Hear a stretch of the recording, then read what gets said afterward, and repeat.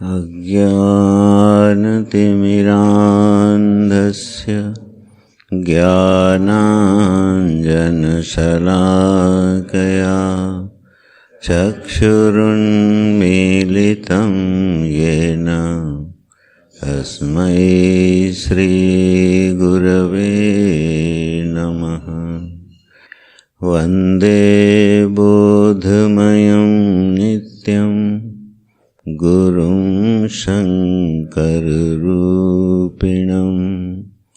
यमाश्रितो हि वक्रोऽपि चन्द्रः सर्वत्र वन्द्यते। ॐ सच्चिदानन्दस्वरूपाय परमात्मने नमः। ॐ श्री सद्गुरुचरणकमलेभ्यो नमः। अखण्डं सच्चिदानन्दं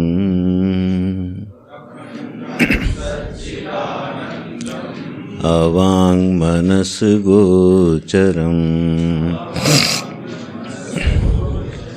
आत्मानमखिलाधारम्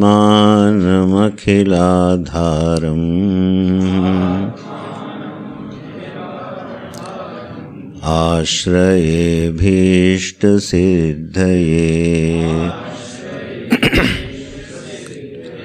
अर्थतोऽप्यद्वयानन्दान्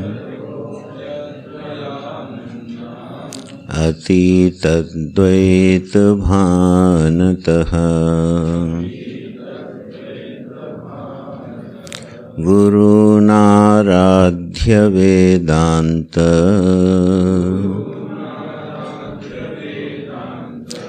सारं वक्षे यथामतिः।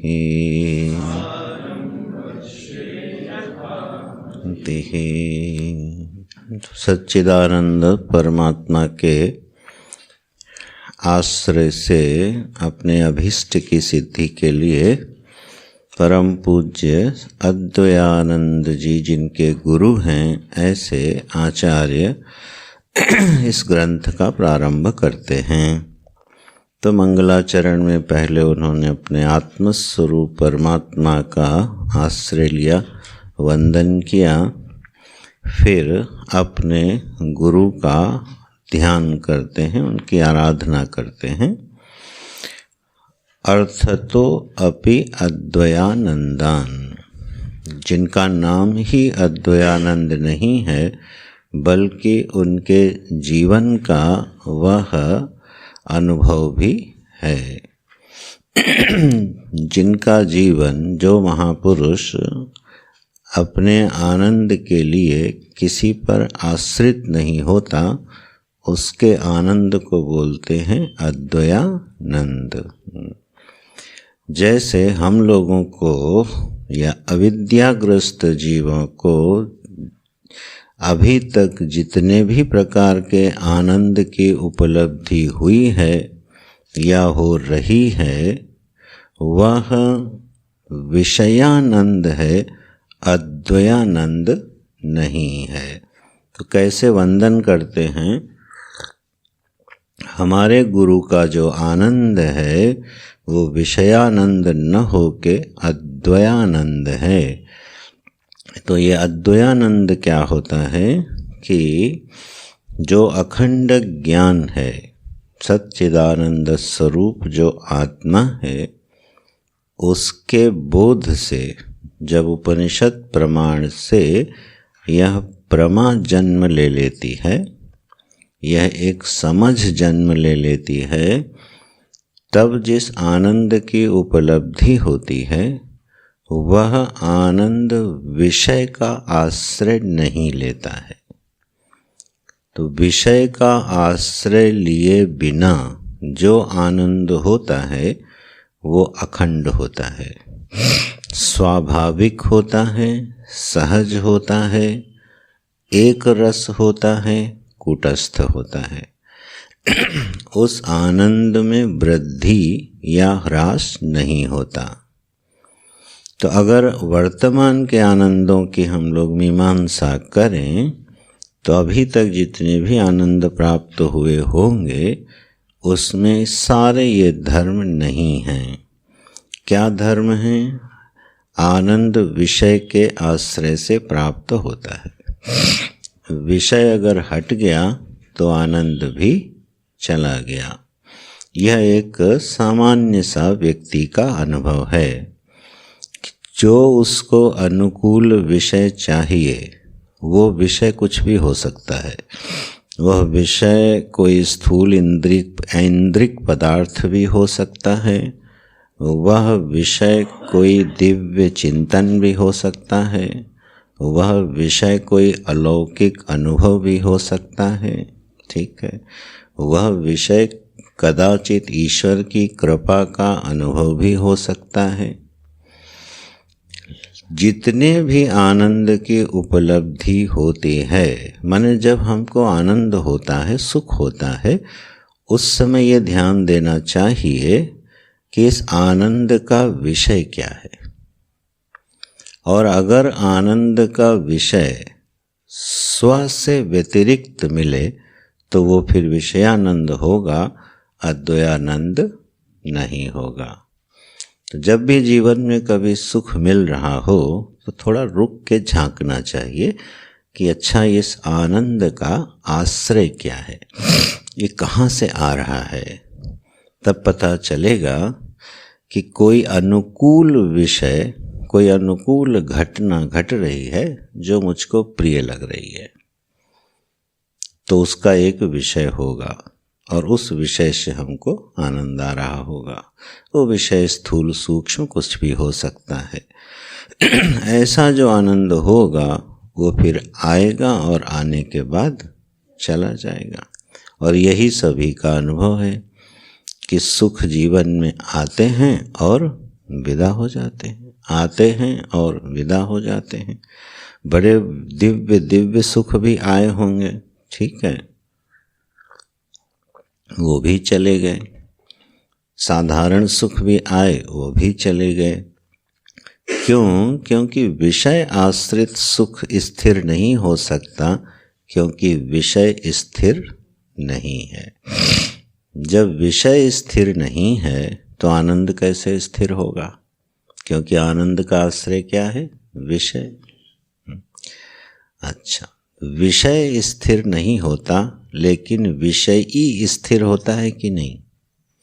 विषयी माने हम, जिसको आनंद हो रहा है वो स्थिर है कि नहीं है? अच्छा, 20 साल पहले या 25 साल पहले आप बच्चे थे, अभी आप युवा हो, तो जो युवा है और जो बच्चा था उसमें परिवर्तन हुआ क्या? जिसको अपनी बाल्यावस्था का अनुभव हो रहा था और उसी को अपनी युवावस्था का अनुभव हो रहा है, तो बदला क्या? अवस्था बदली, विषय बदला ना। ठीक है, तो विषयी जो है वो स्थिर सा दिखाई देता है। तो मैं जो हूँ वो बदलता नहीं, मेरे सामने विषय बदलते हैं। तो अब मेरे आनंद का आश्रय अगर विषय है तो वो हमेशा बदलता रहेगा, उसको कोई रोक नहीं सकता है। यहाँ क्या आराधना कर रहे हैं, कैसे स्मरण कर रहे हैं? अद्वयानंदान गुरून्। हमारे गुरु का आनंद कैसा है? बोले वो विषय आनंद नहीं है, अद्वयानंद है। जब हमारे आनंद का आश्रय और हमारे आनंद का विषय एक हो जाता है तो वो अद्वयानंद होता है। आनंद का विषय भी मैं हूँ और आनंद का आश्रय भी मैं हूँ। तो जब आश्रय और विषय एक होते हैं तो वो स्वरूपानंद होता है। अच्छा, ऐसे हमारे गुरु हैं जिनका आनंद ऐसा है और ज्ञान कैसा है? अतीत द्वैत भानतः। जो द्वैत से अतीत आत्मा है उसके बोध से निरंतर जिनकी बुद्धि हटती नहीं है, ठीक है, माने एक स्थिर प्रमा है जीवन में, एक स्थिर ज्ञान है।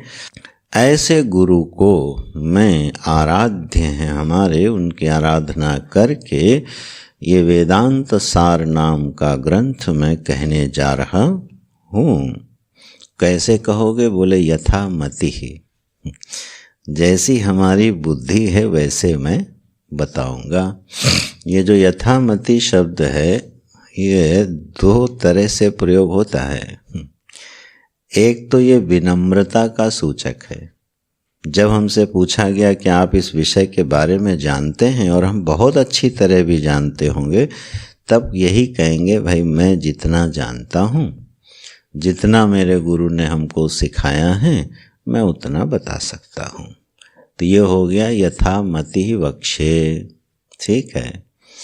और ये कई बार प्रमाद का भी सूचक होता है, ठीक है। यथामति बताऊंगा, ठीक है। तो माने इतना अल्प ज्ञान है। जब पूछा गया गलत सलत क्यों बताया, बोले इतना ही तो जानते थे, हमने पहले ही बोला था यथामति बताऊंगा।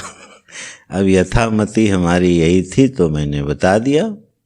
तो अपने आप को बचाने के लिए भी ये शब्द प्रयोग किया जा सकता है। अरे भाई जितना जानता हूँ उतना ही तो बताऊंगा। लेकिन यथामति शब्द जब आचार्य प्रयोग करते हैं तो वो आचार्य तो सर्वज्ञ तुल्य होते हैं, सारे विषय को अच्छी तरह से जानते हैं। लेकिन फिर भी वह ये वाक्य, यह शब्द क्यों बोलते हैं? क्योंकि कोई भी यह दावा नहीं कर सकता कि मैं सब कुछ जानता हूँ। सर्वज्ञ ईश्वर के अतिरिक्त यह वचन कोई नहीं कह सकता कि मैं इस विषय को संपूर्णतया जानता हूँ, चाहे जिस फील्ड का आदमी हो। बल्कि उल्टा होता है, जैसे जैसे उसका ज्ञान बढ़ता जाता है उसको लगता है कि मैं कम जानता हूँ। अधजल गगरी छलकत जाए, सुना है ना ये? जो थोड़ा जानते हैं वो बहुत उछलते हैं, जो बहुत जानते हैं वो शांत रहते हैं। क्योंकि वो जानते हैं तो अरे अथाह सागर है, इसमें तो मति पार ही नहीं जा सकती है। तो ऐसा कोई भी विषय, अभी हम उस विस्तार तो नहीं करेंगे, ग्रंथ में चलेंगे, लेकिन आप कोई भी विषय उठा लो और थोड़ा सा उसमें प्रवेश करो, अथाह सागर मिलेगा हर विषय में, चाहे जौन सा विषय उठा लो, ठीक। चिकित्सा शास्त्र का जो विषय होता है तो जो कंपाउंडर होता है उसको लगता है कि मैं डॉक्टर से तो बहुत ज़्यादा जानता हूँ। कई कंपाउंडरों को लगता है डॉक्टर साहब क्या जाने, तो किताब पढ़ते रहते हैं, इंजेक्शन तो हम ही लगाते हैं। डॉक्टर साहब से कह दो लगाओ तो ठीक से इंजेक्शन न लगा पाएंगे, दवाई तो हम ही देते हैं। लेकिन जब कोई केस फंसता है और कंपाउंडर साहब के हाथ पर ढीले पड़ जाते हैं, अरे भैया आप डॉक्टर साहब से पूछो, ठीक है। तो डॉक्टर जो होता है चिकित्सा शास्त्र का विज्ञानी होता है, जैसे जैसे चिकित्सा शास्त्र में प्रवेश करता है उसको लगता है मैं कुछ जानता नहीं। मैंने एक डॉक्टर से पूछा कि ब्लड प्रेशर का कारण क्या है, बोले अगर ये कोई भी डॉक्टर बता देगा उसको नोबेल प्राइज मिलेगा।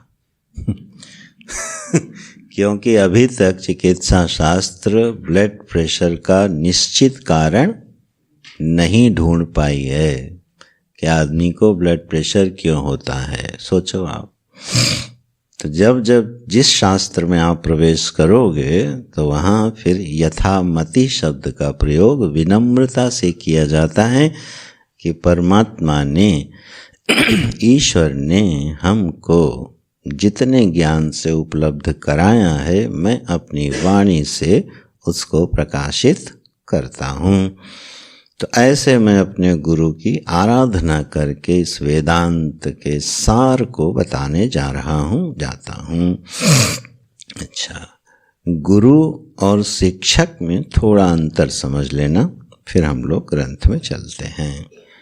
गुरु और शिक्षक में क्या अंतर होता है? गुरु जो होता है वह प्रति उपकार की अपेक्षा किए बिना अपने शिष्य की सर्वतोभावेन कल्याण की इच्छा से उसको शिक्षित करता है। फिर से दोहराऊं, प्रत्युपकार की अपेक्षा किए बिना अपने शिष्य के सर्वतोभावेन कल्याण की इच्छा से वह शिष्य को शिक्षित करता है। ये गुरु का लक्षण है, माने वो हमारा सुहृद होके हमको सिखाता है। और इसीलिए फिर गुरु वंदनीय हो जाता है, पूज्यनीय हो जाता है, आराध्य कोटि में चला जाता है। और यहाँ तक कह दिया जाता है गुरुर् ब्रह्मा गुरुर्विष्णु। हम लोग इतने स्कूलों में पढ़ के आए हैं, कोई भी टीचर कितना भी बढ़िया पढ़ाया हो, कभी उसके लिए बोला है गुरुर् ब्रह्मा गुरुर्विष्णु? नहीं, शिक्षक दिवस के दिन बोलना चाहिए गुरुर् ब्रह्मा गुरुर्विष्णु, पर कोई बोलता नहीं है। लेकिन जब ब्रह्म विद्या पढ़ाई जाती है तो ब्रह्म विद्या का जो आचार्य है वो क्या गुरुर् ब्रह्मा गुरुर्विष्णु से संबोध्य हो जाता है। कारण ये है कि उसको कुछ चाहिए नहीं, बिना किसी चाह के जो कल्याण की इच्छा रखता है वो गुरु होता है। अच्छा, ये लक्षण कहीं और भी जा सकता है ना, माता पिता में। गुड, ये लक्षण तो माता पिता में भी चला जाता है। कई बार कई माता पिता ऐसे होते हैं जो उस बच्चे से कुछ नहीं चाहते हैं लेकिन उसके कल्याण की इच्छा रखते हैं। तो अब फिर वो गुरु हो गए क्या? बोले अब इस लक्षण के दोष का निवारण कैसे किया जाए? ऐसे लक्षण बनाए जाते हैं। अब ये लक्षण देखो उधर भी चला गया, तो अब फिर क्या करें, कौन सा लक्षण बनाएं? बोले हमने एक शब्द प्रयोग किया था, सर्वतोभावेन कल्याण की इच्छा रखता है। माता पिता सर्वतोभावेन कल्याण नहीं कर सकते। गुरु को ये पता होता है कि शिष्य का कल्याण कहाँ निहित है, और माता पिता को जरूरी नहीं है कि ये पता हो कि शिष्य का कल्याण कहाँ निहित है। तो गुरु की अंतर्दृष्टि शिष्य के अधिकार को, शिष्य की योग्यता को पहचान लेती है और तदनुसार उसके कल्याण के लिए प्रयत्न करती है, और उसके जीवन का जो सर्वोत्कृष्ट कल्याण जहाँ हो सकता है वहाँ तक पहुँचाने की सामर्थ्य होती है गुरु में। तो अब ये लक्षण केवल कहाँ घटेगा? गुरु में, जो सर्वतोभावे निःश्रेयस तक पहुँचा दे। अगर वह काम माता भी करती है तो माता गुरु है, ठीक है। तो इसलिए वह फिर गुरु क्या होते हैं? वंदनीय हो जाते हैं, आराध्य हो जाते हैं। जैसे जैसे हम विषय की महिमा को समझते हैं वैसे वैसे शास्त्र और गुरु की महिमा हृदय में प्रकाशित होने लगती है। इस संबंध में एक श्रुति का प्रमाण है, यस्य देवे परा भक्ति यथा देवे तथा गुरु तस्यैते कथिता ह्यर्थाः प्रकाशन्ते महात्मनः। ये है श्वेताश्वतर उपनिषद की श्रुति। आपके भी ग्रंथ में श्लोक को उद्धृत किया गया है व्याख्या में। इसका विशिष्टता देखो इस श्लोक की क्या है। श्रुति ये कह रही है, जिसकी अपने गुरु में और देव में समबुद्धि होती है। जैसे देवता में भक्ति होती है वैसे जिसकी गुरु में भक्ति होती है, माने वो गुरु और देव में, गुरु और भगवान में अंतर नहीं समझता है, ऐसी श्रद्धा से युक्त जो शिष्य होता है उसके जीवन में क्या घटना घटती है? बोले शास्त्र के अर्थ उसके हृदय में प्रकाशित हो जाते हैं। तस्य शिष्यस्य एते कथिता ही अर्थाः शास्त्रेषु शास्त्रों में जो कहे हुए वचन हैं उनके अर्थ जो हैं वो उसके हृदय में प्रकाशित हो जाते हैं, जिसकी गुरु में भगवत बुद्धि होती है। बोले ऐसा क्यों कह रहे हैं? मान लो हमारी गुरु में भगवत बुद्धि ना होवे और वो शास्त्र पढ़ा रहा हो और हमारी बुद्धि तीक्ष्ण हो, तो क्या अर्थ प्रकाशित नहीं होगा? हो जाना चाहिए। हमारी बुद्धि कुशाग्र है, एकाग्र है, और गुरु ने शास्त्र को पढ़ाना शुरू किया और हमको सावधानी से मैंने सुना और वो अर्थ हमको प्रकाशित हो गया। तो क्या बिना भक्ति के अर्थ प्रकाशित नहीं हो सकता?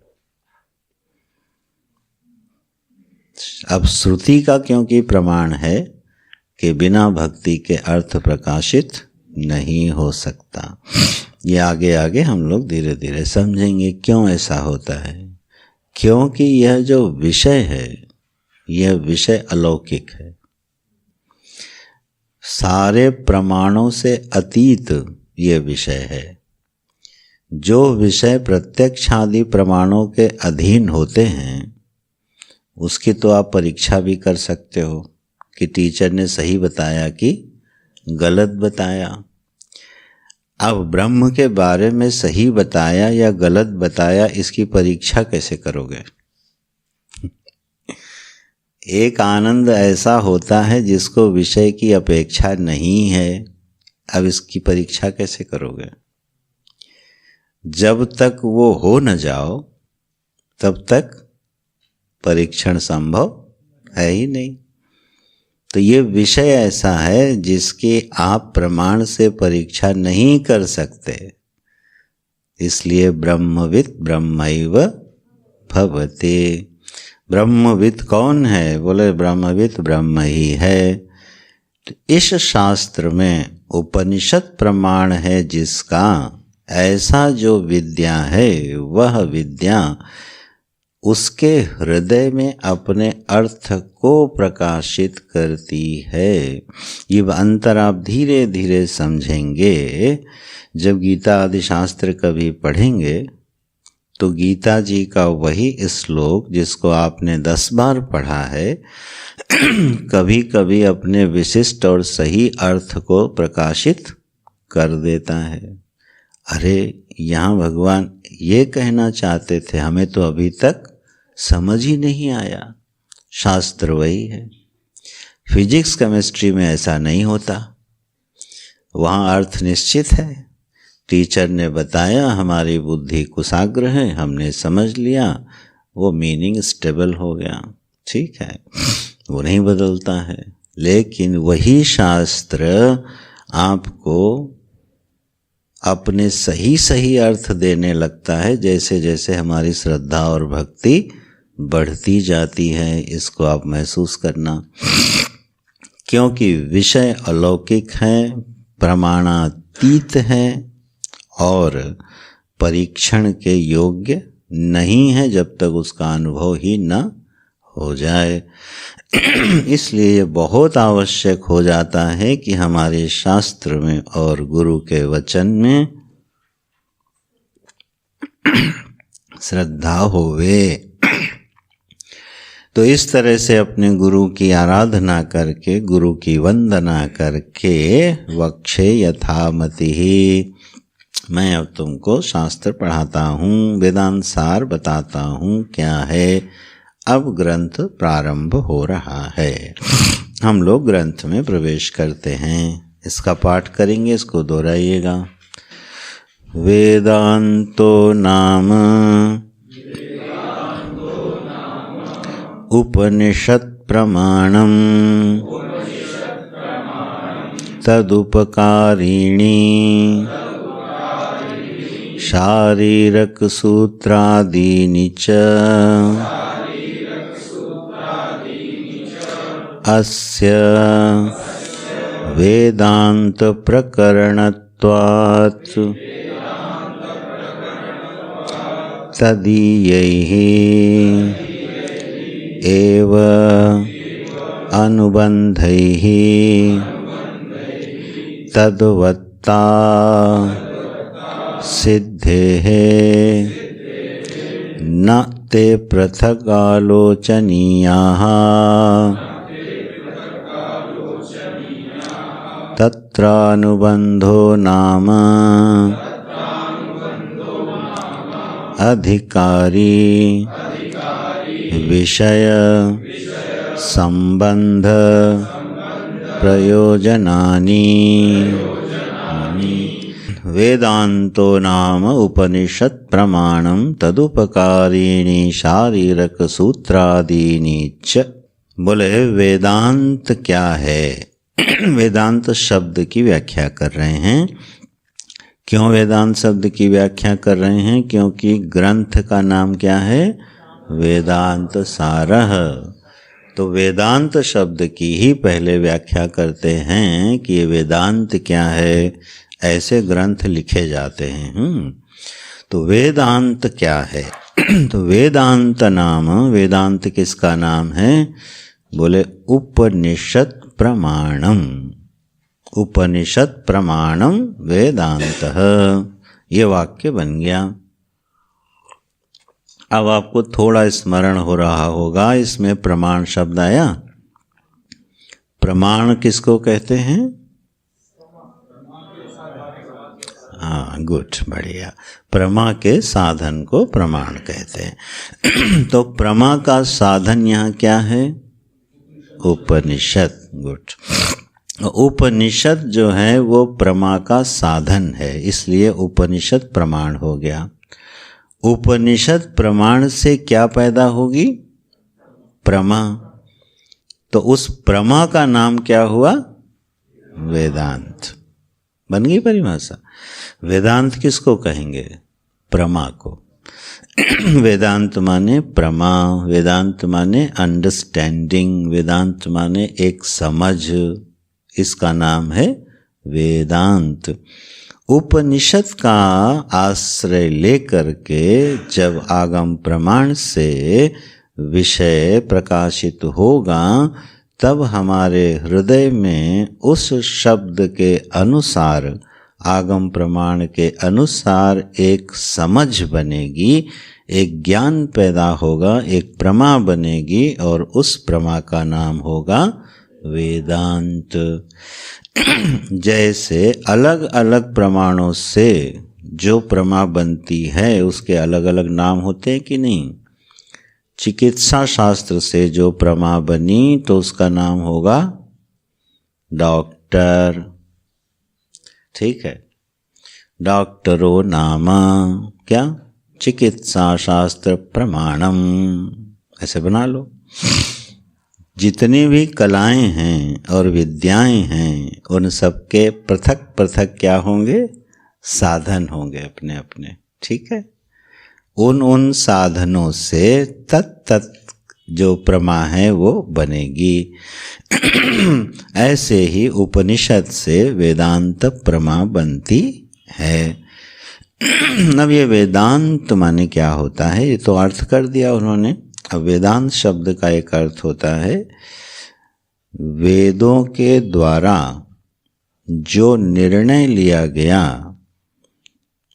तो उपनिषद के द्वारा जो निर्णय लिया गया वही वेदों के द्वारा जो लिया गया निर्णय है, या ऐसा कह लो अंतिम निर्णय है जीवन के संबंध में, उसका नाम है वेदांत। अंत शब्द का अर्थ होता है निर्णय। ठीक है, गीता जी के भाष्य के अनुसार अंत शब्द का अर्थ है निर्णय। तो वेद जो हैं उनका निर्णय क्या है? तो वेद का जो अंतिम जीवन के संबंध में निर्णय है, प्रमा है, उसका नाम है वेदांत। बोले क्या भाई अंतिम निर्णय क्या है? पहले कितने निर्णय हो गए हैं?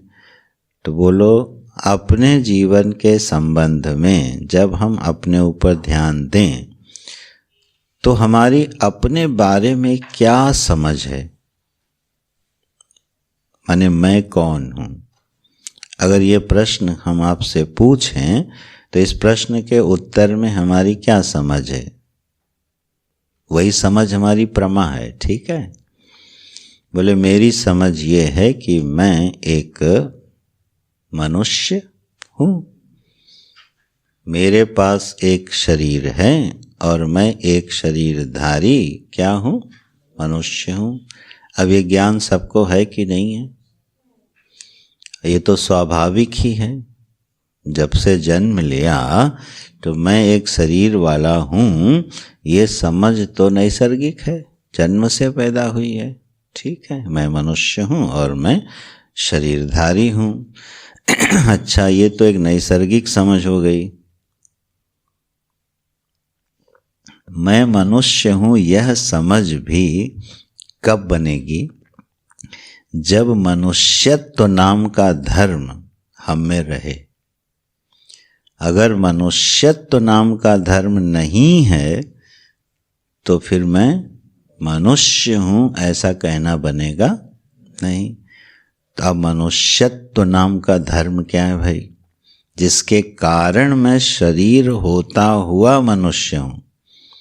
क्यों? क्योंकि एक शरीर है वो वृक्ष है, एक शरीर है वो पशु है, तो उसमें वृक्षत्व जाति रहती है, उसमें पशुत्व धर्मिता रहती है।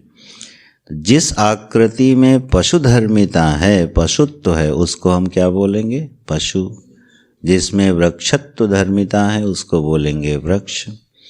गोत्व धर्मिता है उसको बोलेंगे गाय, ठीक है। हर एक आकृति की एक जाति होती है। जैसे घट है ना, तो घट की एक जाति होगी, क्यों? क्योंकि उसमें घटत्व धर्मिता रहती है। जिस मिट्टी की आकृति में घट धर्मिता है, घटत्व है, उसी को घट बोलेंगे। जैसे मिट्टी का एक दीपक है, अब दीपक को तो घट नहीं बोलते, है तो वो भी मिट्टी का, क्योंकि उसमें घटत्व नहीं है। तो हम में मनुष्यत्व है, माने इस शरीर की जो आकृति है इसमें मनुष्यत्व नाम का धर्म रहता है, इसलिए हम क्या बोलेंगे? मैं मनुष्य हूँ। अब ये मनुष्यत्व नाम का जो धर्म है ये क्या है? मनुष्यत्व जो होता है हमारे मन में आता है, अरे यार जिसके अंदर दया हो, कृपा हो, करुणा हो, उसको हम मनुष्य बोलेंगे। अच्छा, जिसके अंदर दया करुणा नहीं है आप उसको क्या मनुष्य नहीं बोलते? दया करुणा से विहीन भी मनुष्य ही तो होता है। बस क्या बोलेंगे? ये दयालु आदमी है और ये क्रूर आदमी है, लेकिन उसमें आदमी तो रहा ना, मनुष्य तो रहा। ये क्रूर मनुष्य है और ये दयालु है, ये स्वार्थी मनुष्य है, ये परोपकारी मनुष्य। मनुष्य धर्मिता से तो रहित नहीं हुआ ना। तो ये तो मनुष्यत्व के विशेषण हो गए, मनुष्यता के। मनुष्यत्व क्या है? मनुष्यत्व ये है कि जिस आकृति में उत्कर्ष की और अपकर्ष की दोनों संभावनाएं विद्यमान हैं, वो है मनुष्यत्व धर्मिता। ये सब लक्षणों से अलग करेगी। मैं इस आकृति में जो मैं बैठा हूँ, मैं इसलिए मनुष्य हूँ क्योंकि मैं अपने कर्म और उपासना से देवता भी हो सकता हूँ। मैं अपने कर्म उपासना से ब्रह्मनिष्ठ भी हो सकता हूँ, ठीक। तो मैं अपने आचरण से, कर्म से, उपासना से उत्कृष्ट पद को प्राप्त हो सकता हूँ, और मैं अपने कर्म से निकृष्ट भी जा सकता हूँ। यह धर्म विशेष किस आकृति में रहता है? जिस आकृति में रहेगा उसको क्या बोलेंगे? ये मनुष्य है। तो मैं इसलिए मनुष्य हूँ क्योंकि मैं ऊपर और नीचे दोनों गतियों में आ जा सकता हूँ। इसको गीता में क्या कहा भगवान ने? उद्धरेदात्मनात्मानं नात्मानं अवसादयेत्। अरे मनुष्यों, ठीक है, उठो, ऊपर उठो, अपना उद्धार तुम करो। ये प्रेरक वचन भगवान ने बोला है। उठाओ अपने आप को, अपने दुश्मन मत बनो, अपने मित्र बनो और अपने आप को ऊपर उठाओ। मनुष्याणाम सहस्रेषु कश्चिद यतति सिद्धये। मनुष्यों में, हजारों मनुष्यों में कोई इसके लिए यत्न करता है। देखो वहाँ भी मनुष्य शब्द का प्रयोग किया भगवान ने। तो मनुष्यत्व तो क्या हो गया? अपने आप को ऊपर उठाना और नीचे गिराना। यह इस आकृति का धर्म है, माने ये हमको प्राप्त है और इसलिए हम मनुष्य हैं। अब हमको इसका उपयोग करना चाहिए, दुरुपयोग नहीं करना चाहिए। अपने कर्म, उपासना, धर्म, ज्ञान, विज्ञान से इस जीवन को सीढ़ी दर सीढ़ी ऊपर उठाना चाहिए। विषय वासना के अधीन होकर, राग द्वेष के अधीन होकर, क्रोध आदि के अधीन होकर एक निकृष्ट जीवन नहीं जीना चाहिए। अब ये सारे उपदेश किसको मिलेंगे? मनुष्य को। ये उपदेश आज तक किसी वृक्ष को दिया आपने? हे वृक्ष अपना उद्धार करो। हे सिंह महोदय थोड़े करुणावान बनो, वो आप ही को खा जाएगा। ठीक है।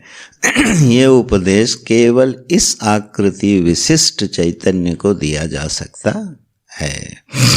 इसलिए ये हमारी समझ है। हम बात क्या कर रहे थे कि मैं शरीरधारी हूँ, यह समझ, फिर मैं मनुष्य हूँ, ये एक समझ। फिर हमें शास्त्र ने एक समझ दी कि तुम मनुष्य तो हो लेकिन तुम जीव भी हो। ठीक है, तुम क्या हो? जीव हो। ये भी कहाँ से समझ आई? शास्त्र से। शास्त्र माने वेद से ही।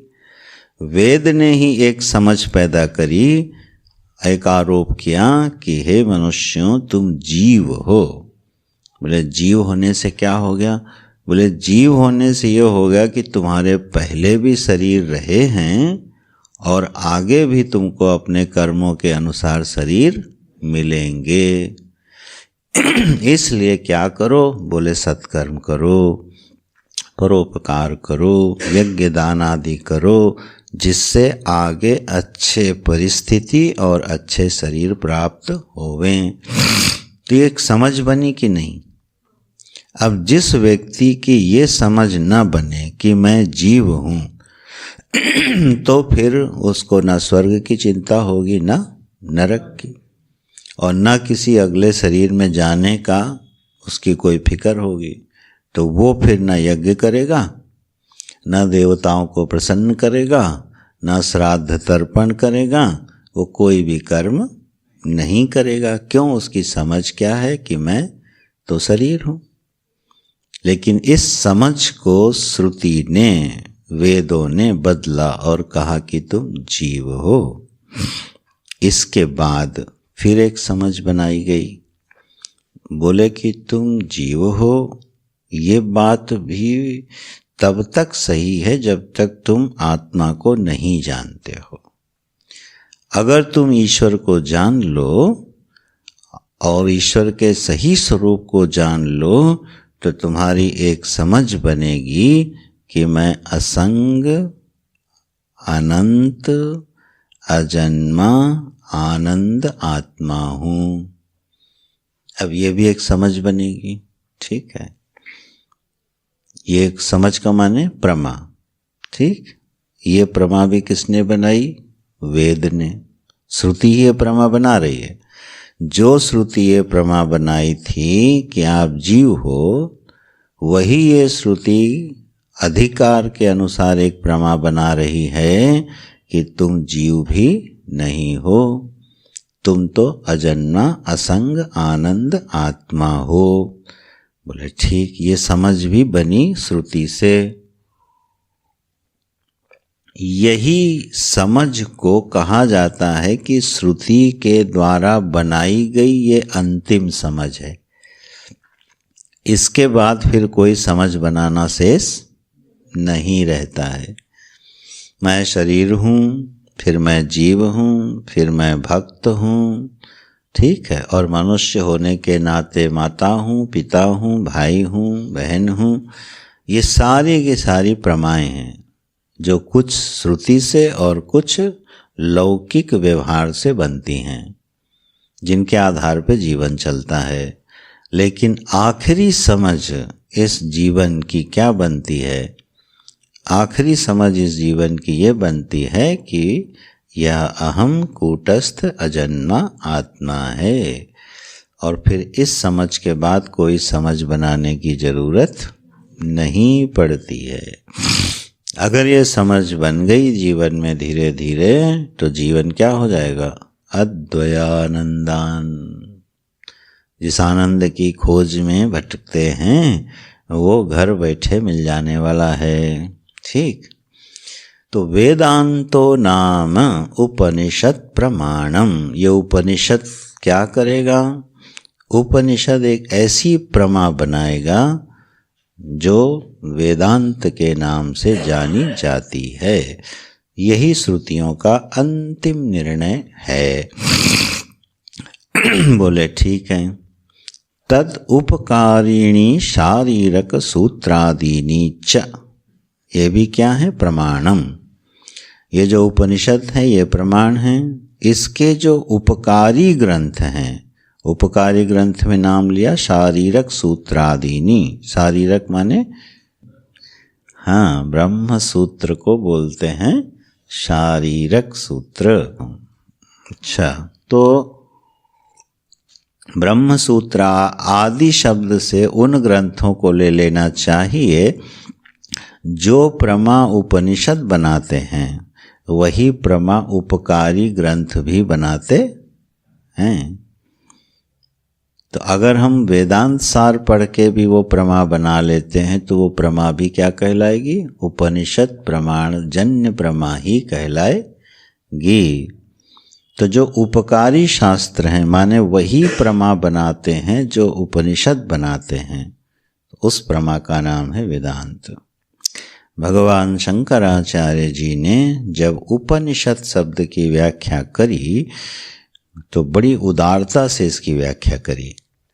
बोले, जिसके समीप जाने पर, उप माने समीप, नि माने निश्चय पूर्वक, निश्चय पूर्वक जिसके समीप जाने पर, श्रद्धि गति विसरण अवसानार्थ में, जिसके समीप जाने पर हमारे जीवन का अज्ञान का अंधकार नष्ट हो जाए, दुख का आत्यंतिक अवसान हो जाए, जीवन परमानंदमय हो जाए, उसका नाम है उपनिषद।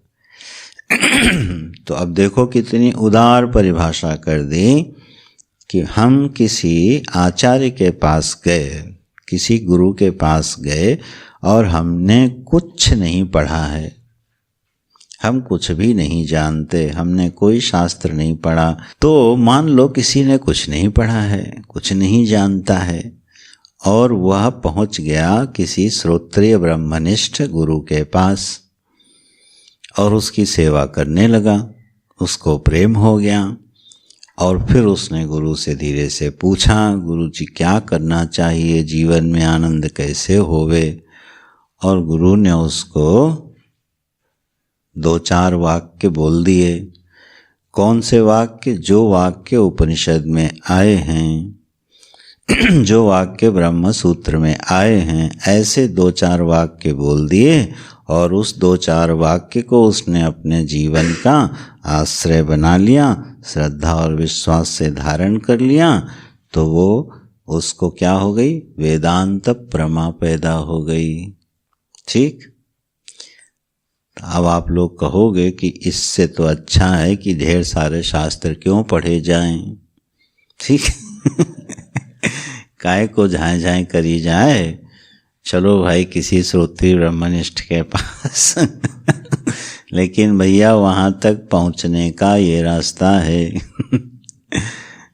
ऐसी मन में जिज्ञासा का आ जाना और फिर ऐसे श्रोत्री ब्रह्मनिष्ठ गुरु का मिल जाना, ये सब उसकी प्रक्रिया है, उसी प्रक्रिया से सब गुजरते हैं।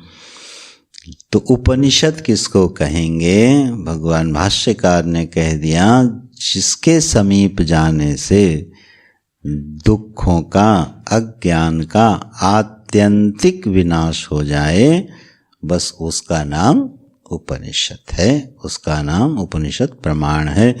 तो गुरुवाक्य प्रमाण है, ब्रह्मसूत्र आदि ग्रंथ प्रमाण हैं। तो ये पंक्ति लिखी, वेदांतो नाम उपनिषद प्रमाणम तद उपकारिणी शारीरक सूत्रादीनी च।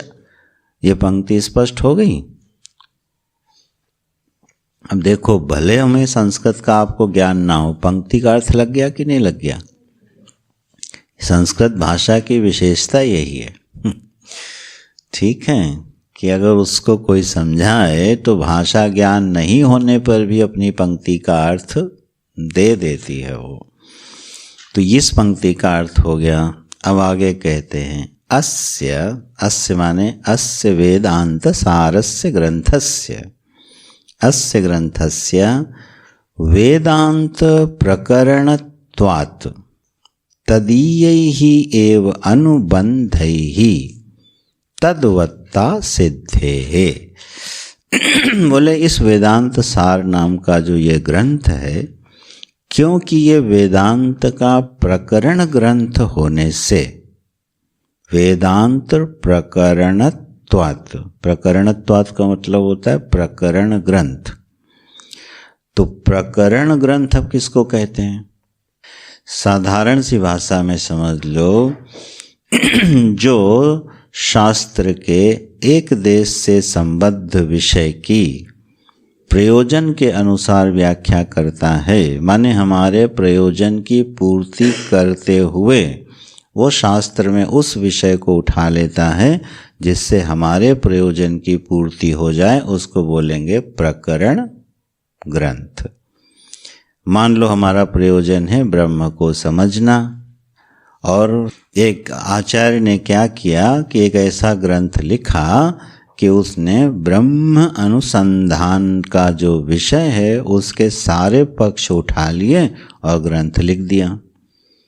तो शास्त्र में तो बहुत सारे विषय हैं, हजारों विषय हैं, लेकिन अपने प्रयोजन के विषय को उठा के ग्रंथ लिखना, उसको बोलेंगे प्रकरण ग्रंथ। तो ये प्रकरण ग्रंथ है वेदांत सार। क्यों? ये उस प्रयोजन की सिद्धि कर रहा है जो वेदांत का प्रयोजन है, इसलिए वेदांत का ये प्रकरण ग्रंथ होने से क्या हुआ? बोले तदीयैहि एव अनुबंधैहि, इसका भी अनुबंध वही है जो वेदांतों का अनुबंध है। जो उत्तर मीमांसा दर्शन वेदांत दर्शन का अनुबंध है, वही अनुबंध इस प्रकरण ग्रंथ का भी है। बोले क्यों कह रहे हो? बोले ऐसा होने से न ते पृथक आलोचनीयाः, हमको फिर अलग से बताना नहीं पड़ेगा। आचार्य ग्रंथ को संक्षेप करने के लिए क्या कह रहे हैं कि अनुबंध एक होता है। अनुबंध क्या होता है? अब वो अभी आने वाला है अगली पंक्ति में। जब भी कोई ग्रंथ लिखा जाता है तो उसका एक अनुबंध होता है। वो अनुबंध 4 भागों में विभक्त होता है, उसको अनुबंध चतुष्टय बोलते हैं। जब भी हमारी प्राचीन शास्त्र की लिखने की जो शैली है, कोई भी आचार्य जब ग्रंथ लिखता है तो उसको पहले अनुबंध बताना जरूरी होता है। अनुबंध में आता है अधिकारी, विषय, संबंध और प्रयोजन। अब इसकी चर्चा होगी। तो बोले हम इसको विस्तार से नहीं बताएंगे। क्यों नहीं बताएंगे? बोले भाई जो वेदांत दर्शन का अनुबंध है वही इस ग्रंथ का भी अनुबंध है। तो जो वेदांत दर्शन का अनुबंध है वही इसका भी है, इसलिए नाते पृथक आलोचनीयाः, माने फिर इसको विस्तार से बताने की जरूरत नहीं है। तो हम कहेंगे हमको तो यही नहीं मालूम वेदांत का अनुबंध क्या है। अरे भाई, पहले वेदांत दर्शन का अनुबंध पता हो तब ये पंक्ति ठीक है। तो आचार्य क्या अपेक्षा किए हुए हैं कि हम वेद वेदार्थ को जानते हैं और इसलिए हमको अनुबंध का पता है, तो बोले ज़्यादा हम इसका विस्तार नहीं करते हैं। और फिर बोले अच्छा चलो बताते हैं ये अनुबंध चतुष्टय क्या होता है। तत्र तस्मिन् विषये, इस विषय में, अनुबंधो नाम, अनुबंध किसका नाम है, अनुबंध किसको कहते हैं, तो अधिकारी, विषय, संबंध और प्रयोजन। इसको बहुत ध्यान से समझ के कहीं नोट कर लेना, बड़े काम की चीज़ें हैं ये सब। 4 चीज़ें बताना आवश्यक होता है किसी ग्रंथकार के लिए जो वो ग्रंथ लिखता है। उससे होता क्या है, उससे होता है कि जब आप पुस्तकालय में प्रवेश किए और आपने पहला पन्ना पलटा और उसकी भूमिका पढ़ी, और उसी भूमिका में अगर उसने ये बता दिया कि इस ग्रंथ का विषय क्या है, किस प्रयोजन से मैं लिख रहा हूँ, इसको पढ़ने का अधिकारी कौन है, तो हमारा संबंध उससे है कि नहीं सिद्ध हो जाएगा ना। नहीं तो पता चले हमको कौन सा ग्रंथ पढ़ना है, ये आधा ग्रंथ पढ़ के समझ में आया कि नहीं पढ़ना था। ठीक है। इसलिए आजकल भी जो अच्छे राइटर्स होते हैं वो प्रीफेस लिखते हैं, भूमिका लिखते हैं ना, तो उस भूमिका में ये बता दिया जाता है कि इसका प्रयोजन, विषय, संबंध, अधिकारी कौन है।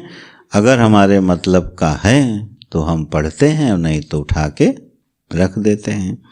तो ये बड़ी सुंदर एक शैली है और इस शैली का प्रयोग वक्ता भी करता है, लेखक तो करता ही है, वक्ता भी करता है।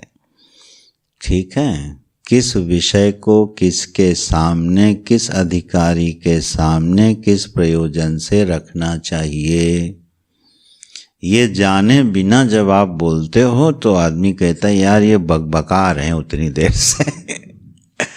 भले आप उसके सामने बहुत महत्वपूर्ण बात कर रहे हो, लेकिन अगर उसका प्रयोजन ही नहीं है, ठीक है।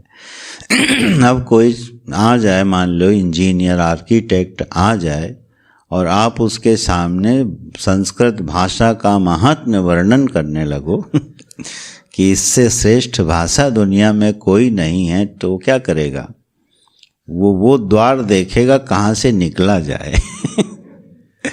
तो कई बार वक्ता क्या करते हैं कि झोंके जा रहे हैं, ये देख ही नहीं रहे हैं कि सामने वाला उस प्रयोजन से बैठा है कि नहीं बैठा है। ठीक है। जो बहुत कुशल वक्ता होते हैं और अपनी किसी सुंदर बात को संप्रेषित करना चाहते हैं, बताना चाहते हैं, वो जानते हो क्या करते हैं, प्रयोजन पैदा करवा देते हैं, इंटरेस्ट पैदा कर देते हैं। इसको शास्त्र में बोलते हैं अर्थवाद। अर्थवाद का मतलब होता है इंटरेस्ट पैदा कर देना।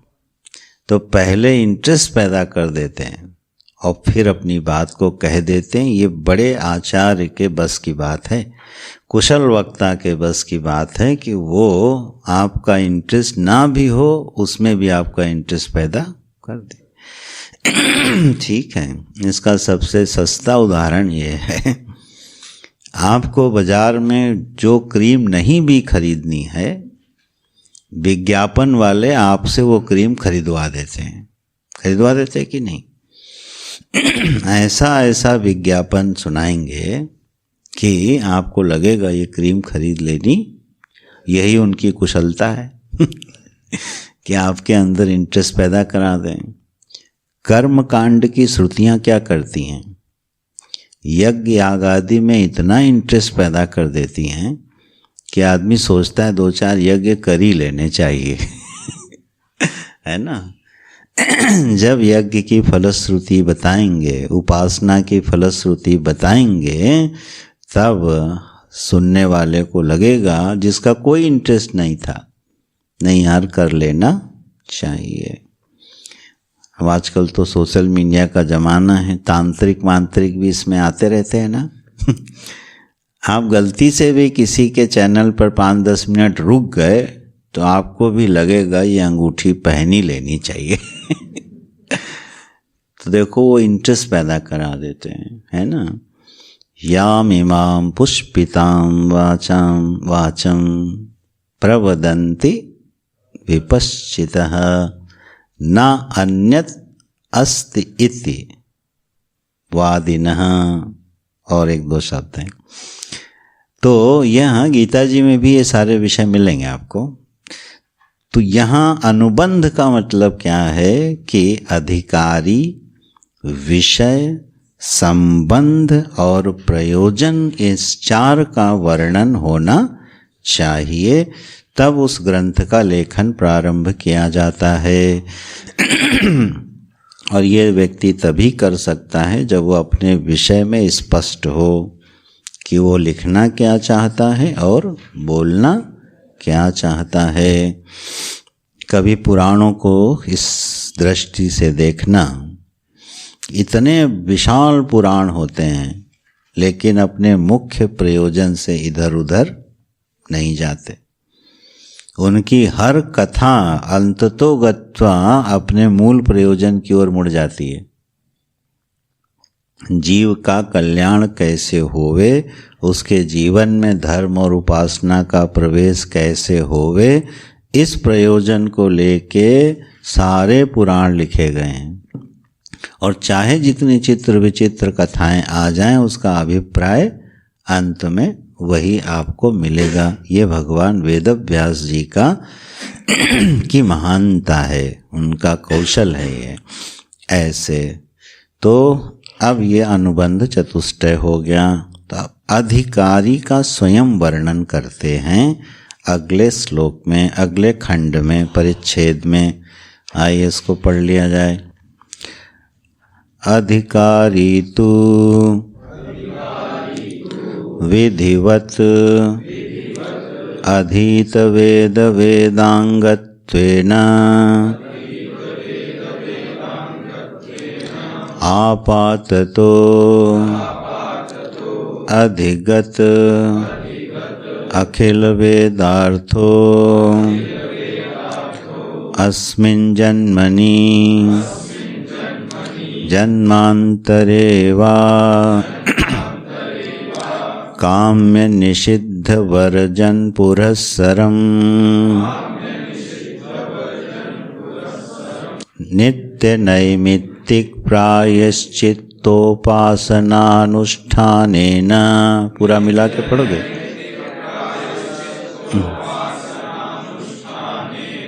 गुड। निर्गत निखिल कल्मषतया नितांत निर्मलस्वान्तः साधन चतुष्टय संपन्नः प्रमाता।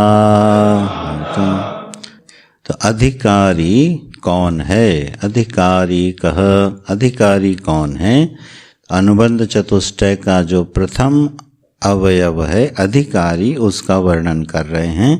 पंक्ति का जो अंतिम पद है, साधन चतुष्टय संपन्न प्रमाता। साधन चतुष्टय से जो संपन्न प्रमाता है स एव अधिकारी। वही कौन है? अधिकारी है। तो मूल वाक्य क्या बना? प्रमाता अधिकारी। जो प्रमाता है वो अधिकारी है। कैसा प्रमाता है? साधन चतुष्टय संपन्न प्रमाता अधिकारी। अधिकारी शब्द का अर्थ समझ रहे हैं ना? कौन योग्य है, हु इज एलिजिबल, उसको बोलते हैं अधिकारी। ठीक है ना? जैसे यह दया का अधिकारी है, ये दया का अधिकारी नहीं है। ऐसे अधिकार जो शब्द होता है, ये इनका अधिकार क्या है, इनकी योग्यता क्या है। तो अधिकारी तो बहुत जरूरी है भाई, बिना योग्यता के तो विषय की उपलब्धि होती नहीं है। अब किसी व्यक्ति के मानो पद ना हो, पैर ना हो और नेत्र भी ना हो, और प्रयोजन बना ले कि उसको एवरेस्ट के शिखर पर झंडा फहराना है, तो अब वो अधिकारी तो नहीं है, तो मनोरथ ही करेगा, क्योंकि उसके पास वो साधन बिल्कुल भी नहीं है। अच्छा, साधन हैं भी नहीं और इस जन्म में होने की संभावना भी नहीं है, तब फिर वह उस कार्य का अधिकारी नहीं रहा। यहाँ जब अधिकारी का वर्णन करेंगे तो हम सबको लगेगा कि हम में से कोई भी अधिकारी है ही नहीं, तो फिर क्या करें, ग्रंथ पढ़ें कि ना पढ़ें। तो इस विद्या की विशेषता ये है कि इसमें हर मनुष्य अधिकारी बन सकता है। मनुष्य मात्र में अधिकार के पैदा होने की संभावना बनी रहती है, असंभावना बिल्कुल नहीं है। जैसे वाल्मीकि ऋषि पहले क्या थे, डाकू थे, है ना। अब अगर वो डाकू और क्या हो गए, ऋषि हो गए, बताओ। तो उनके अंदर संभावना थी और नारद जी ने वो संभावना देखी, उनको उपदेश किया, तो डाकू वाल्मीकि भी क्या हो गए, ऋषि हो गए। ऐसे बहुत दृष्टांत मिलेंगे जो प्रथम दृष्टया अधिकारी नहीं दिखाई देते हैं, लेकिन जब इस विद्या के साथ उनका संबंध होता है और सत्संग होता है तो धीरे धीरे अधिकार पैदा हो जाता है। इसलिए कभी भी निराश नहीं होना चाहिए कि इतना बड़ा अधिकार कैसे मांग दिया, हमारे पास तो कुछ है ही नहीं। ऐसा कुछ नहीं है, संभावना सदा विद्यमान है। जैसे हमारे पूज्य अखंडानंद महाराज जी, शायद आप लोगों में से कुछ लोगों ने नाम सुना हो, वृंदावन में एक संत हुए परम पूज्य श्री अखंडानंद महाराज जी, जिनके ग्रंथ पुस्तकालय में रखे हैं। विगत सदी के सबसे बड़े विद्वानों में अगर गणना की जाए तो महाराज जी का नाम आता है।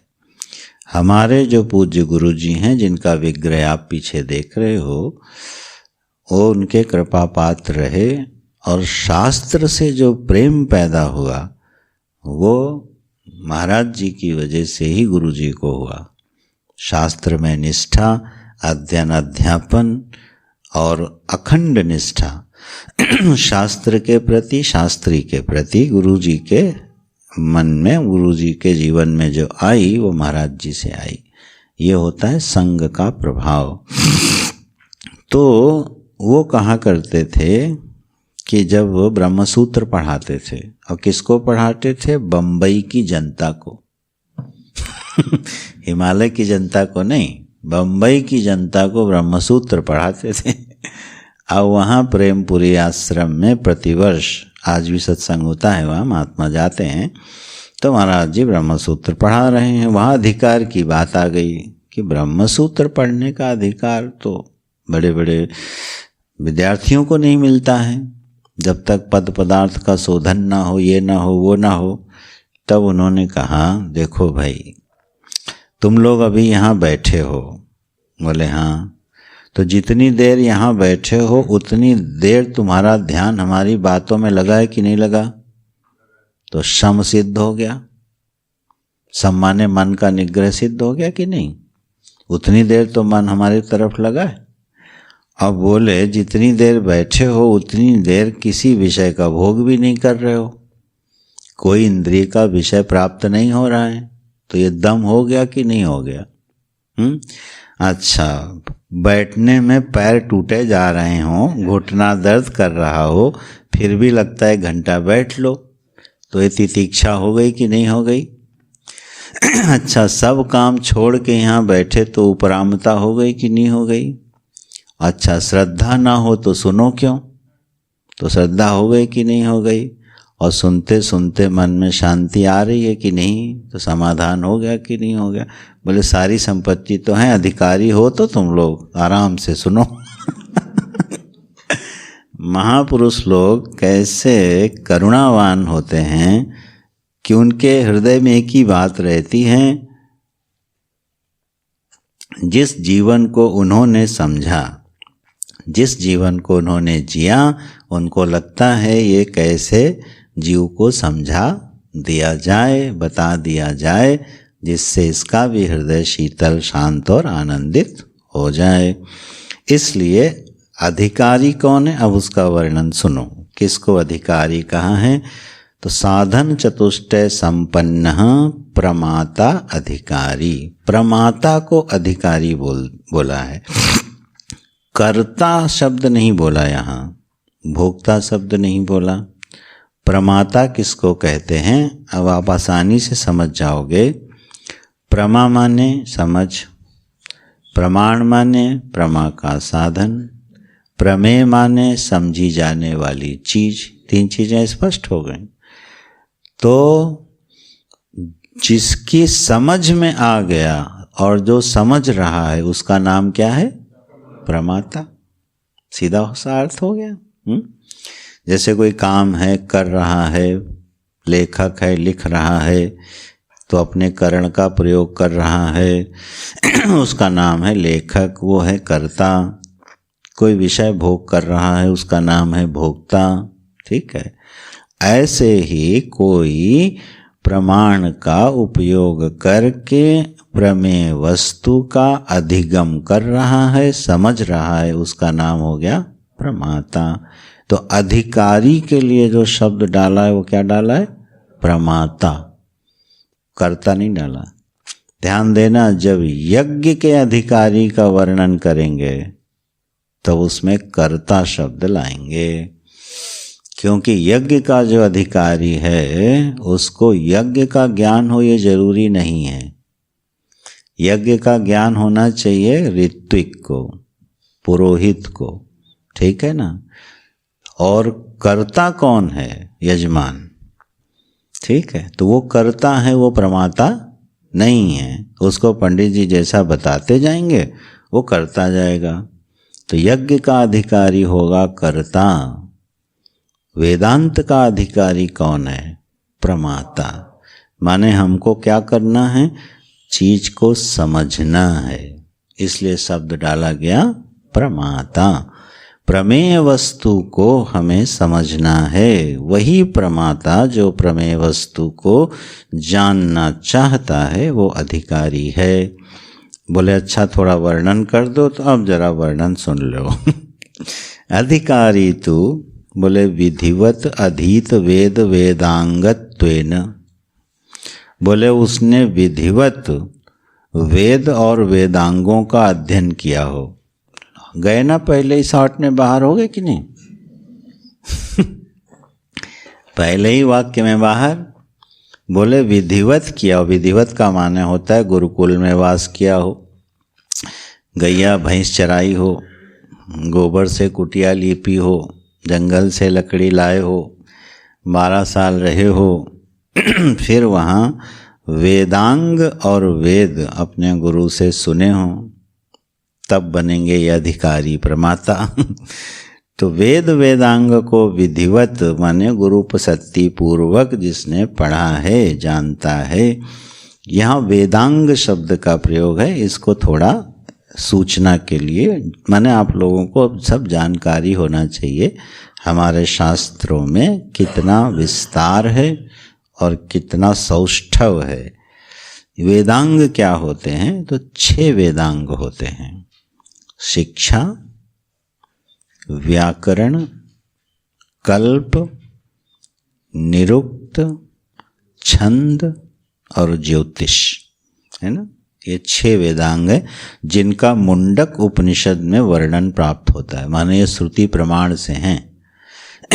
मुंडक उपनिषद में 6 का वर्णन है। ये 6 वेदांग होते हैं। वेदांग का अर्थ होता है अपने अंगी को जो पुष्ट करे। तो हम लोग अगर वेदांग को पढ़ते हैं तो वेद समझने में आसानी होती है। तो हम एक एक परिभाषा बस स्पर्श करा देते हैं जिससे समझ जाएं कि ये हैं क्या। शिक्षा जो होती है वो आकार आदि जो वर्ण हैं उनके स्थान, करण और प्रयत्न का जो बोध है उसको शिक्षा बोलते हैं। माने जो आज हम लोग सुबह पढ़ रहे थे ना, कौन सा वर्ण कहाँ से बोलना है, सुबह पढ़ रहे थे ना, कहाँ से बोलना है। यह विषय मूलतः व्याकरण शास्त्र का नहीं है। मूलतः व्याकरण शास्त्र का ये विषय नहीं है। समझाने के लिए उसमें पाणिनि ने डाला है। ये स्फोटवाद का विषय है, ध्वनि विज्ञान का विषय है, वेदांग है ये। कौन सा वर्ण कहाँ से बोलना है और कितने प्रयत्न से बोलना है। संभवतः परसों हम आपको प्रयत्न भी थोड़ा बहुत बताएंगे। आज स्थान बताए, जैसे अ है, कहाँ से बोलना है, कंठ से। अकुह विसर्जनीयानाम कंठः, अ क ख ग घ ह, इसका स्थान क्या है, कंठ है। अब इसका प्रयत्न भी होता है, बाह्याभ्यंतर प्रयत्न। प्रयत्न का मतलब होता है इसमें कितना दम लगाना पड़ रहा है। अंदर से कितना दम लग रहा है, बाहर से कितना दम लग रहा है। तो अंतर प्रयत्न 5 हैं और बाह्य प्रयत्न 12 हैं। आपको आश्चर्य होगा कि हमारे ऋषि लोगों का विज्ञान कैसा है। एक शब्द जो आप बोलते हो उसका स्थान और अंतर प्रयत्न और बाह्य प्रयत्न कहाँ है, तब जाके उस वर्ण का निर्धारण होता है। ठीक है, तो 5 ये हम व्याकरण की कक्षा में आपको थोड़ा बताएंगे इन प्रयत्नों के बारे में, विवर, घोष, नाद, संवार आदि। तो यह जो है यह शिक्षा है। शिक्षा का मतलब एजुकेशन मत समझना, ठीक है। इन वर्णों को कैसे बोलना है, तो जब आप वेद पाठ करोगे तो इस सब की जरूरत पड़ेगी। उदात्त अनुदात्त के साथ ये जरूरत पड़ेगी किस वर्ण पे कितना प्रयत्न लगाना है। और अगर ज़्यादा प्रयत्न लगा दिया वेद का अर्थ बदल जाएगा। कमाल है ये, उस वाक्य का अर्थ बदल जाएगा अगर प्रयत्न इधर उधर हो गया तो। ठीक है ना, समास बदल जाता है। अस्तु, इसको बोलते हैं शिक्षा। इस ज्ञान का नाम है शिक्षा। दूसरा है व्याकरण, वो आप लोग पढ़ ही रहे हो। फिर है कल्प। कल्प माने होता है जितने सूत्र ग्रंथ हैं उनको कल्प कहा जाता है। धर्म सूत्र, सुलभ सूत्र, जैमिनी सूत्र, योग सूत्र, जितने सूत्र ग्रंथ हैं उन समस्त सूत्र ग्रंथों का नाम है कल्प। तो शुल्ब आदि जो सूत्र ग्रंथ हैं वो पहले पढ़े जाते हैं, उसमें संस्कारों आदि का काफ़ी वर्णन प्राप्त है। तो ये हो गया कल्प। फिर है निरुक्त।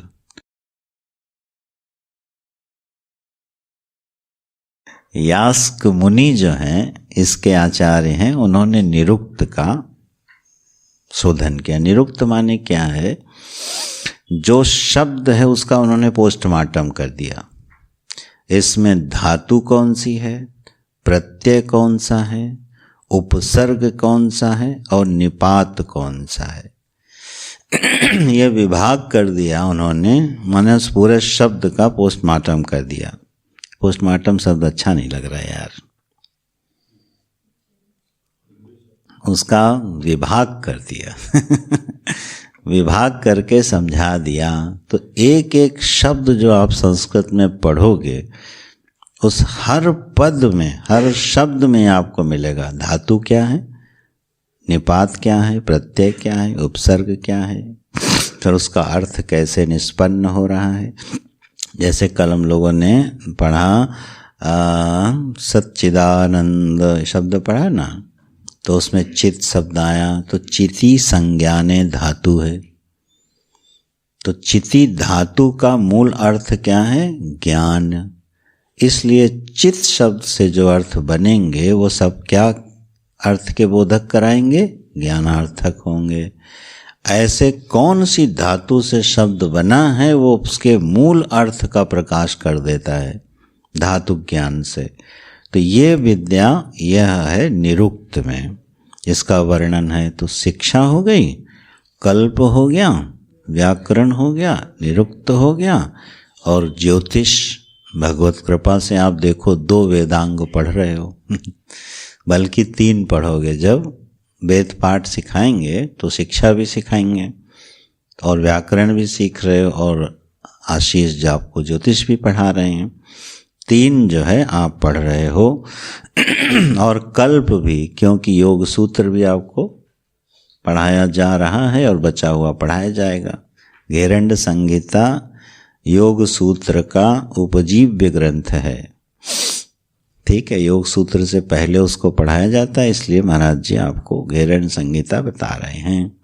तो सूत्र ग्रंथ भी आप पढ़ ही रहे हो, एक 4 वेदांग एक साथ चल रहे हैं। अच्छा, अब क्या बचा? छंद। हाँ, तो छंद जो है, छंद होता है गायन के लिए। किस छंद में पंक्ति लिखी गई है, और आपको आश्चर्य होगा जान के कि पूरी की पूरी जो श्रुति है वो छंदात्मक है। माने जो गद्य है ना वह भी छंद में है, ठीक है। पूरा का पूरा जो श्रुति है वो छंदात्मक है, इसलिए छंद वेदांग है। जिसको हम लोग हिंदी में गद्य पद्य अलग कर लेते हैं, प्रोज और पोएट्री। संस्कृत में प्रोज और पोएट्री का विभाग नहीं है, और इसीलिए आप देखो आपको ये गद्य जैसा लिखा है, लेकिन हम लोग गा के पढ़ रहे कि नहीं। और अगर यही हिंदी में लिखा हो तो जरा गा के पढ़ो यही जो ऊपर वाक्य हिंदी में लिखे हैं इसको गा के पढ़ो। उपरयुक्त खंड के अभिप्राय को ऐसे पढ़ पाओगे लेकिन आप संस्कृत के गद्य को गायन में पढ़ पा रहे हो, क्योंकि वो छंद है। अरे ओंकार जो शब्द है केवल एक मात्रा वाला, एक शब्द जो है ओम है, उसका भी छंद है गायत्री। ओंकारस्य गायत्री छंदः, है ना। केवल ओंकार एक पद है, उसका भी छंद है, उसको भी गायत्री छंद में बोला जाता है। अस्तु, ये हो गए छंद, ये हैं वेदांग।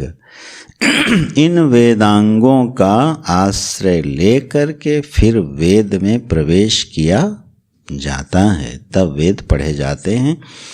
तो अधिकारी कौन है जिसने विधिवत वेद वेदांग पढ़ रखे हों। फिर आपातत अधिगत अखिल वेदार्थ, सारे वेदार्थ को जानता हो। कल इसको देखेंगे। बस इसमें एक बड़ी सुंदर पंक्ति लिख दी आचार्य ने, अस्मिन् जन्मनि जन्मांतरे वा बोले या तो इस जन्म में नहीं तो जन्मांतर में पढ़ा है। तो हम आराम से कह सकते हैं ये सब हम लोग जन्मांतर में पढ़े हैं और भूल चुके हैं लेकिन पढ़े हैं।